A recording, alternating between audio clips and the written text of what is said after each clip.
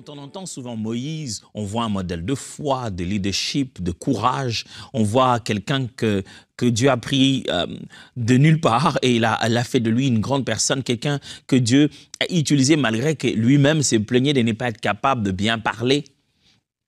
Mais on peut aussi apprendre beaucoup de choses dans la vie de Moïse parce que on voit que la vie de Moïse est faite d'épisodes que j'appelle ici des saisons, des cycles, mais aussi de parcours, de points précis, de temps, des visitations divines dans sa vie individuelle et à travers lui, tout le peuple a été visité. Donc, Moïse a passé aussi des saisons dans sa vie. Alors, j'aimerais qu'en se basant sur Moïse, on apprenne comment on peut saisir la saison qui est la nôtre. Quels sont les principes, les vérités éternelles qui peuvent être partagées aujourd'hui à travers la vie de Moïse. Je ne veux pas tout dire, je ne vais pas tout expliquer. Vous savez qu'on n'explique jamais tout. C'est ce que Dieu rend disponible pour nous aujourd'hui. Et dans les temps que j'ai, 4 principes vont être très utiles. Et pour cela, je ne vais lire qu'un seul texte. Comme ça, j'ai suffisamment le temps de commenter chacun des principes. Je vais lire un seul texte concernant Moïse. Je vais déduire les principes là-bas et les supporter pendant que je serai en train d'expliquer par d'autres textes que je n'aurai pas toujours l'occasion de lire. Alors, lisons donc Exode chapitre 33, versets 13 à 23. Assez longue lecture, lisons ensemble. Maintenant, si j'ai trouvé grâce à tes yeux, fais-moi connaître tes voies, alors je te connaîtrai. Et je trouverai encore grâce à tes yeux. Considère que cette nation est ton peuple. L'Éternel répondit, je marcherai moi-même avec toi, et je te donnerai du repos. Moïse lui dit, si tu ne marches pas toi-même avec nous, ne nous fais point partir d'ici. Comment sera-t-il donc certain que j'ai trouvé grâce à tes yeux, moi et mon peuple et ton peuple? Ne serait-ce pas quand tu marcherais avec nous et quand nous serons distingués, moi et ton peuple, de tout le peuple qui sont sur la face de la terre? L'Éternel dit à Moïse, je ferai ce que tu me demandes, car tu as trouvé grâce à mes yeux. Et je te connais par ton nom. Moïse dit, fais-moi voir ta gloire. L'Éternel répondit, je ferai passer devant toi toute ma bonté, et je proclamerai devant toi le nom de l'Éternel. Je fais grâce à qui je fais grâce, et miséricorde à qui je fais miséricorde. L'Éternel dit, tu ne mourras pas, tu ne pourras pas voir ma face, car l'homme ne peut me voir et vivre. L'Éternel dit, voici un lieu près de moi, tu te tiendras sur le rocher. Quand ma gloire passera, je te mettrai dans un creux du rocher, et je te couvrirai de ma main jusqu'à ce que j'aie passé. Et lorsque je retournerai ma main,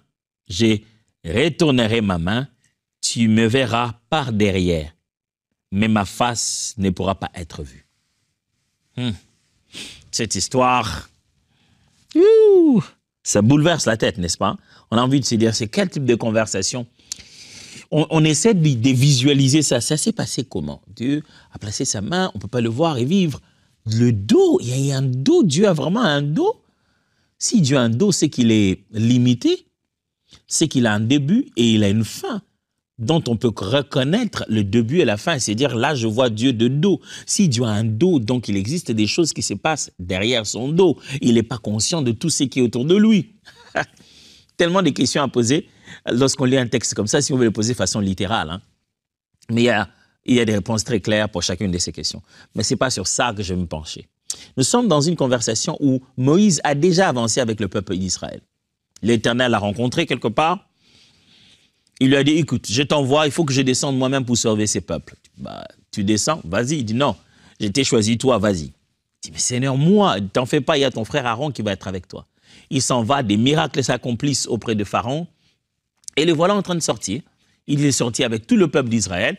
Ils sont dans le désert en train de faire leur parcours, gagnant des territoires progressivement jusqu'à la terre promise.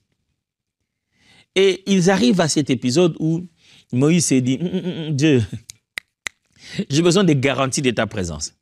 Il faut que je sois sûr que tu es toi-même avec nous. On va se déplacer là, on va prendre un gros risque. J'ai besoin de me rassurer de ta présence.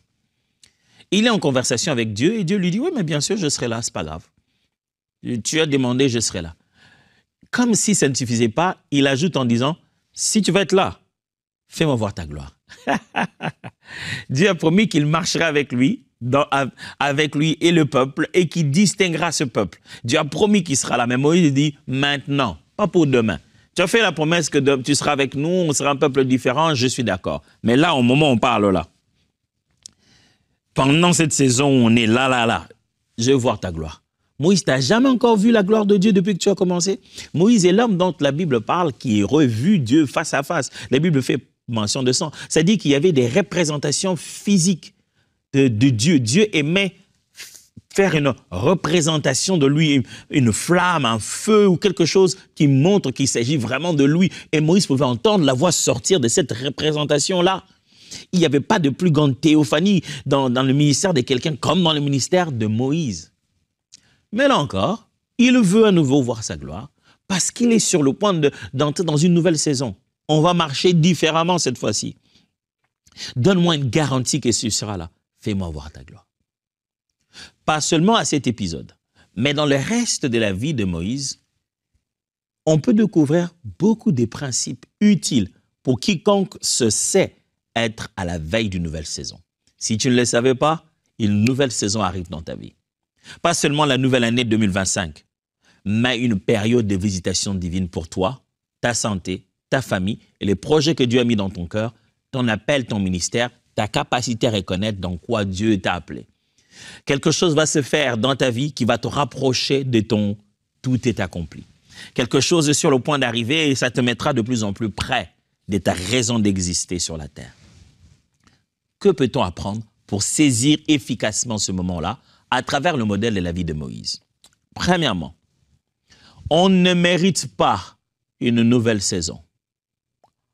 On en obtient la grâce. On ne mérite pas une nouvelle saison. On en obtient la grâce. Moïse est en train de négocier ici avec Dieu pour qu'une nouvelle saison commence pour le peuple d'Israël, pour lui, pour ce peuple dans le désert. Et écoutez son langage. Il répète ça. Si j'ai obtenu grâce à tes yeux, marche avec nous. Si j'ai obtenu grâce à tes yeux, sois avec moi et ce peuple. Et si j'ai obtenu encore grâce à tes yeux, fais-moi voir ta gloire. Et j'aime comment Dieu répète. Il dit, je le ferai, car tu as obtenu grâce à mes yeux. Je fais grâce à qui je veux et je fais miséricorde à qui je veux. Mon frère, même si Dieu a établi une règle universelle au sujet de l'alternance des saisons, la nature de la saison, ce que cette saison va apporter, sache-le bien que ça dépend de Dieu. Et tu ne le mérites pas. Tu ne mérites pas de te sentir mieux. Tu ne mérites pas de vivre une meilleure vie. Tu ne mérites rien. Tout est affaire de grâce. On ne mérite pas une nouvelle saison. On en obtient grâce. Et ma prière est celle-ci, que l'Éternel te fasse grâce. Mais pasteur, à travers Jésus-Christ, nous avons déjà obtenu la grâce de Dieu. Oui, c'est justement ça que tu dois découvrir comment ça fonctionne. Parce que Paul dit, par lui, nous sommes bénis de toutes sortes de bénédictions dans les lieux célestes. Dans les lieux célestes en Christ. Comment cela fonctionne? Comment cela fonctionne-t-il pour nous, ici-bas? Ça fonctionne toujours par la faveur de Dieu. C'est Dieu qui décide de qui doit être quoi, quand et où. Je ne parle pas de la grande faveur de recevoir le salut et d'être devenu enfant de Dieu, d'être en Christ et Christ est en Dieu le Père. Je parle ici du fait que dans une situation ou une autre, dans le parcours de ton quotidien, pour ta santé, pour ton bien-être, Dieu décide d'une saison très particulière. Et pour ça, c'est vraiment sa grâce. Le bonheur, la bonne nouvelle, c'est qu'en Christ, nous avons obtenu cette grâce. Nous connaissons le chemin de la grâce. On ne vient pas par mérite, on vient par la foi. Moïse ici n'a rien à mériter. Il mériterait quoi? Il a dit, Seigneur, si je trouvais grâce à tes yeux. C'est-à-dire, je ne te demande pas quelque chose que tu vas te dire, mais Moïse, je pense que tu as atteint le niveau, je te le donne. Non, si seulement toi-même tu as décidé. J'aime comment les lépreux vont voir Jésus, il dit, Seigneur, vraiment, si tu le veux, tu peux me rendre pur. Tu vois, moi, je suis comme ça. Chez moi, dans ma culture, il y a des fois des jeunes bombes qui, malheureusement, on trouve dans la rue, ils se sont perfectionnés dans l'art de quémander. Ils ont le jargon bien aiguisés pour savoir comment te sortir des poches quelques billets de banque. Ils savent comment présenter leur cas au point que tu oublies s'ils ont oui ou non besoin de cet argent, parce qu'ils t'ont tellement élevé, toi, que tu as oublié si tu leur donnes de l'argent qui sera utile. Il ne s'agit plus de générosité, il s'agit de...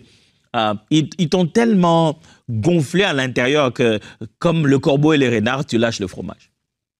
Et ces jeunes-là, ils ont l'art de demander, ils ont, l'art de demander. Et ils viendraient devant toi et ils diraient, vraiment, Pasteur Atoms. Ah, Pasteur Atoms. Ils te donneraient des grands noms. Hein. Un jour, l'un d'entre eux m'appelait le sauveur de l'humanité. Vous imaginez? Moi. Pourquoi? Parce que je crois que je lui avais filé 5 $, quelque chose comme ça. Il m'a dit, tu es le sauveur de l'humanité. Lui seul était l'humanité. Et c'est comme si Moïse disait, et c'est comme si le lépreux disait à Jésus, Seigneur, vraiment, Seigneur, tu sais que moi je suis comme ça, c'est seulement ta volonté. Soit tu veux pas. Regarde-moi, regarde ma situation. Juste, je dépends de toi. Il suffit de rien seulement comme ça. Là, ma situation, c'est rien de grave. Tel que je suis là, je continue à rester lépreux. C'est juste ta volonté. Si tu veux, je peux être pur. Et ce langage, je crois que j'essaie de la rendre un peu léger pour comparer un peu à ces jeunes qui font ces types de demandes dans mon pays et dans notre culture.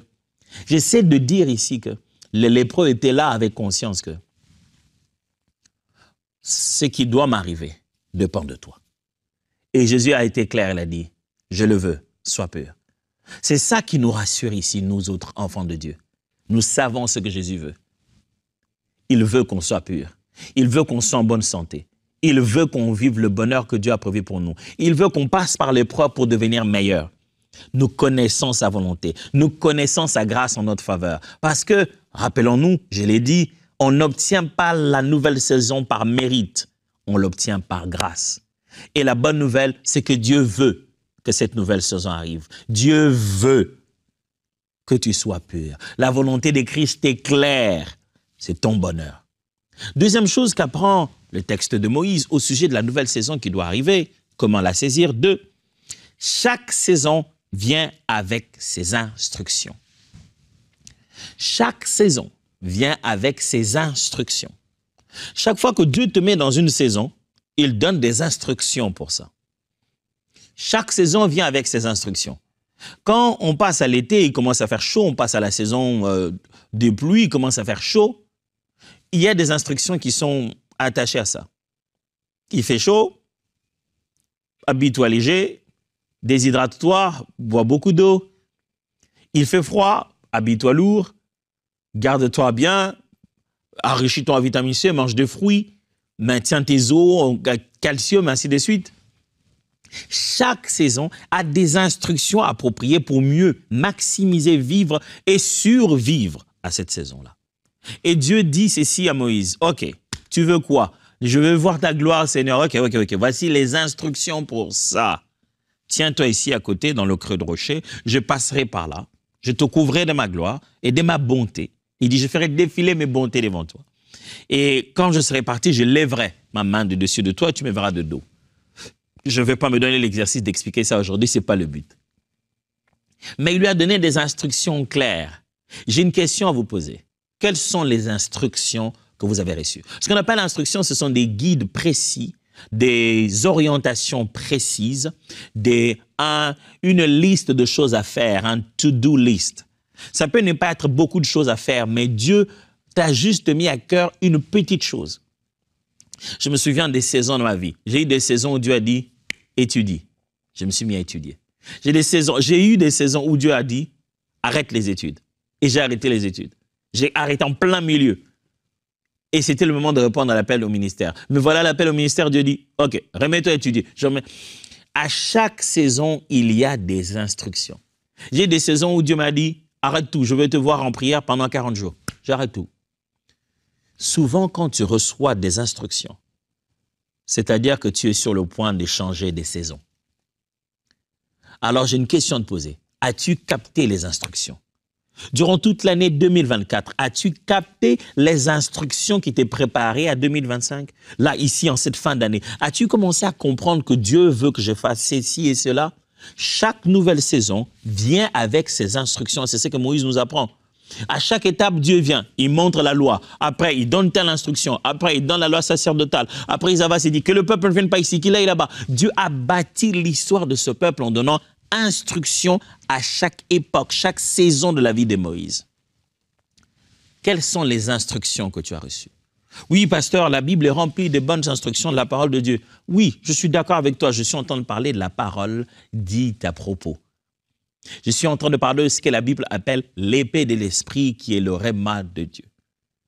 Une parole que Dieu t'a envoyée pour la circonstance, que tu as entendu pendant qu'on prêchait, que tu as lu dans les Saintes Écritures et tu as reconnu que c'est ce que l'Esprit témoigne dedans de toi, que tu dois accomplir, ou que tu as reçu par une révélation du Saint-Esprit, par un frère ou dans une réunion des anciens, mais quelque chose que Dieu t'a dit comme instruction. Regardez, le peuple, les disciples étaient en une saison spéciale. L'Église se préparait à entrer dans une saison de mission, où on allait libérer davantage la nouvelle génération d'apôtres et de devenir des missionnaires pour gagner des âmes, multiplier des églises. C'est en plein milieu de la prière, ils jeûnaient et priaient, et l'Esprit donne l'instruction. Mettez-moi à part. Aujourd'hui, des fois, dans l'église locale, on n'entend plus les instructions de l'Esprit. Où l'Esprit dit, faites ceci. Quand Dieu t'instruit, ce n'est pas toujours que tu aimes ça. L'instruction de Dieu peut vraiment aller à l'encontre des habitudes des hommes. Mais c'est l'instruction de Dieu. Dieu dit, fais ça. Tu regardes et dis, mais je n'ai pas le moyen, Seigneur, qu'est-ce que les gens vont croire? Fais ça. L'instruction remportera toujours. Et j'aimerais vous dire une chose. Et vraiment, je prie que vous puissiez le saisir très bien. Le respect à l'instruction divine défendra ta réputation. Il nous arrive des fois de prendre une décision et on se dit, qu'est-ce que les gens penseront de ce qu'on a pris? Qu'est-ce que les gens vont dire de ce qu'on a fait? Mais écoutez bien ceci. Le respect à l'instruction défendra ta réputation. Les hommes auront tout dit, ils auront tout pensé, ils auront tout fait, ils se seront agités. Mais il n'y a que Dieu qui te défendra du fait qu'il t'a mis dans ses problèmes. Et le seul moyen, c'est de respecter l'instruction qu'il t'a donnée. Quelle est l'instruction de cette saison? 3. Moïse nous apprend dans cette relation avec Dieu, dans les différents épisodes, en partant de l'épisode que nous avons lu dès le début dans Exode 33, c'est que chaque nouvelle saison nous apprend un nouveau nom de Dieu. Chaque nouvelle saison de notre vie expose en notre faveur, nous permet de découvrir un aspect de l'attribut de Dieu, un nom de Dieu. Par le mot nom de Dieu, appellation de Dieu, j'aimerais dire ici un caractère, un attribut nommable de la personne de Dieu. C'est-à-dire tu découvres que Dieu n'est pas seulement Yahweh Rapha, il est aussi Yahweh Jireh, il est aussi Yahweh Mekadishkem, il est aussi Yahweh Yatzar, il est aussi... Tu découvres d'autres aspects de la personne de Dieu. Chaque saison te réserve un aspect du caractère de Dieu et de ses compétences. Chaque saison te fera dire Dieu, tu es Dieu. Qu'est-ce que cette saison que tu es en train de finir t'a fait dire de Dieu? Sache que la prochaine saison, Dieu va se révéler à toi autrement. Et s'il y a une leçon à ne jamais rater entre les saisons, pour chaque saison, c'est de découvrir à quel aspect de Dieu ai-je eu affaire. Qui était-il? J'aime ce qu'il dit à Moïse, il dit, je suis l'Éternel, le Dieu d'Abraham, d'Isaac, les dieux de tes pères, je ne me suis jamais révélé à eux par mon nom, l'Éternel, par mon nom, Yahweh. Il dit, à eux, je me suis présenté autrement, mais je ne m'étais pas présenté par le nom que j'utilise aujourd'hui pour me présenter à toi. Dieu a choisi à Moïse pour lui révéler un aspect différent de lui. Et il avance encore, c'est à Moïse qu'il dit, je suis l'Éternel qui t'ai guéri, le Dieu qui se rassure de la santé de ce peuple. Ils avancent encore, il dit, je suis l'Éternel qui t'a mis à part, qui consacre ce peuple différemment, qui consacre les Lévites, qui consacre tout le peuple d'Israël. Tous ces noms qu'on appelle de Dieu, Yahweh, Jireh, Yahweh, Rapha, Yahweh, Mekadishkem, tous ces noms, Dieu les a manifestés comme ça, là, progressivement dans l'histoire du peuple d'Israël. Et dans cette période de la vie de Moïse, chaque saison va te faire découvrir un nom de Dieu. Oh, tu ne savais pas encore qu'il est le réparateur de brèches. Attends voir comment il va réparer les brèches que toi-même tu as causées. Tu ne savais pas qu'il sait réparer les oreilles. Attends voir comment il va remettre l'oreille en place que toi-même tu as coupée. Tu ne savais pas qu'il ressuscite les morts. Tu es allé les chercher parce que l'enfant était malade. Attends voir comment il va transformer ce deuil en une fête. Dieu est capable de choses que tu ne connais pas. Et cette nouvelle saison va te montrer un tout autre aspect de Dieu. Prépare-toi, cette année nouvelle va être une année où tu appelleras Dieu différemment. Et enfin, pour aujourd'hui, on apprend de la vie de Moïse sur la façon de saisir la nouvelle saison. C'est que chaque nouvelle saison est faite de marche et de repos. Marche et repos. Marche et repos. Chaque saison, quand Dieu marche avec nous, quand Dieu nous fait passer d'une période à une autre, à chaque saison où on se trouve, on ne fait pas que courir, on ne fait pas qu'être actif, non. Dans chaque saison, il y a des pics où on est à fond et il y a des moments où ça relaxe. Juste ça se détend. Chaque saison est faite de ça. Elle est faite de tension et de détente. Chaque saison a ses moments de pic, ce moment où ça passe au maximum. Et un moment où tu as l'impression qu'il y a... Bon, il n'y a vraiment rien qui s'est fait, hein, il n'y a rien de différent. C'est comme ça, même dans les saisons naturelles. On est en saison de froid, mais il y a des jours où c'est moins 30, moins 32, si tu habites là où nous on habite là. Il y a des moins quelque chose où tu te dis, est-ce que, bon, aujourd'hui on dirait que c'est la neige qui habite à côté de toi. C'est-à-dire que c'est toi, on dirait que tu as bâti ta maison en plein milieu de la neige, en fait. Il y a des jours où c'est vraiment froid. Mais il y a des jours où on est en plein milieu d'hiver, mais il ne fait pas autant froid que ça. On a une petite chaleur quelque part, le soleil a vraiment... Tu sens que, oh, il fait beau aujourd'hui, mais on est toujours en hiver. On est toujours en hiver, n'oublie pas. Moi, j'ai tenté d'oublier une fois, hein, j'en ai payé le prix. Mais il y a des jours aussi où vous êtes en été, il fait chaud. Mais ces jours, c'est la canicule. Il fait tellement chaud. Tu te dis, qu'est-ce qu'il y a? Parce qu'aucune saison n'est linéaire. Aucune saison n'est plate comme ça. Toute saison est faite de hauts et des bas, des hauts et des bas, des pics et des descentes, de marches et des repos. En plein milieu d'une saison quelconque, tu n'en vivras pas que le maximum. Tu peux être dans ta saison que Dieu avait promis, mais dans cette saison, tu ne verras pas que le maximum. Dieu te fera bosser dur.